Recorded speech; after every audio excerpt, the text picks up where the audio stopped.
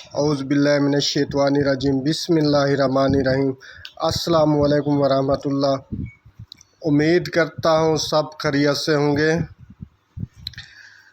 آج کا جو میں آپ کی خدمت میں عمل پیش کرنے لگا ہوں سورۃ فاتحہ کا، اس تحریر میں قرآن پاک میں نازل کی گئی ایک سورۃ فاتحہ کی آیت نمبر 4 یعنی ایاک نعبد و ایاک نستعین کا وظیفہ شیئر کیا جا رہا ہے۔ جو بھی اس عمل کو کر لے گا اللہ اس کے ہر مقصد کو پورا فرمائیں گے، کیونکہ اللہ کے قبضہ قدرت میں ہر چیز ہے، اللہ کچھ بھی کر سکتا ہے، اللہ ہر چیز پر قادر ہے۔ یہ وظیفہ سورۃ فاتحہ کی آیت نمبر 4 کا ہے، جس کو صبح شام میں 100 مرتبہ پڑھنا ہے۔ اس کے پڑھنے سے آپ کو بہت ہی زیادہ فوائد حاصل ہوں گے۔ نہایت آسان وظیفہ ہے، کرنا آپ نے یہ ہے کسی بھی وقت، اس کے لیے کوئی وقت مقررہ نہیں ہے، آپ کسی بھی وقت اس وظیفہ کو کر سکتے ہیں۔ ایک جگہ بیٹھ کر آپ نے اول آخر 11 مرتبہ درود پاک پڑھنا ہے، کیونکہ درود پاک پڑھنے سے اللہ تعالیٰ قبولیت کے مقام تک پہنچا دیتا ہے۔ اس عمل کو کیونکہ نبی کریم صلی اللہ علیہ وآلہ وسلم پر جب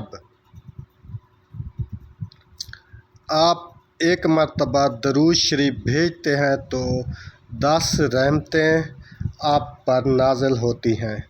جب آپ 11 مرتبہ درود شریف بھیجیں گے تو 110 رحمتیں آپ پر نازل ہوں گی۔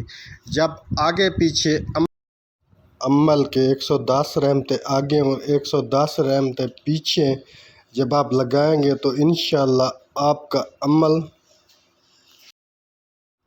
مقبولیت کے درجے کو پہنچ جاتا ہے۔ تو ہر وظیفہ جو بھی کیا کرے، اگر اس میں ذکر نہیں بھی کیا گیا درود شریف کا تو درود شریف لازمی پڑھا کرے، رحمتوں کی بھرمار ہو جائے گی۔ کرنا یہ ہے کہ 11 مرتبہ اول و آخر درود شریف پڑھ لینا ہے، پھر ایک تسبیح پڑھ لینی ہے، ایاک نعبد و ایاک نستعین۔ اللہ تعالیٰ کو اعتراف بہت پسند ہے اپنے بندے کا۔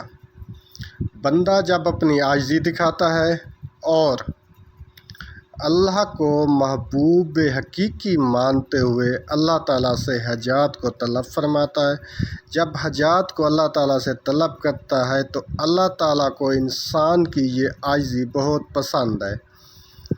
اللہ چاہتا ہے کہ اللہ کا بندہ اس کے آگے عاجزی اختیار کر کے اللہ ہی سے مدد مانگے۔ بے شک اس دنیا میں آزمائش کے لیے بھیجا ہے۔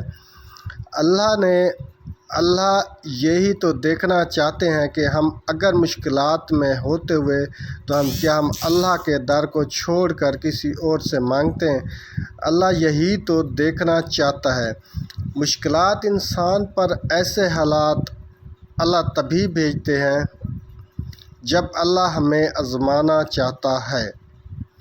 ہر ایک پر آزمائش آتی ہے تو ایسے وقت میں ڈٹ کے کھڑے رہنا اور صرف اللہ کی عبادت کرنا اور اللہ ہی سے مدد چاہنا، یہی اصل مومن ہوتا ہے۔ وہی اصل مومن ہوتا ہے جو مشکل حالات میں بھی اللہ کی رسی کو مضبوطی سے تھامے رکھے اور اللہ کے سامنے جھکے اور اللہ ہی سے مدد مانگے۔ اللہ ہم سب کا حامی و ناصر ہو، آمین ثم آمین۔ چینل کو لازمی سبسکرائب کریں۔ جو لوگ نیو ہیں اس چینل پہ وہ چینل کو لازمی سبسکرائب کریں اور لائک اور کمنٹ لازمی کیا کریں۔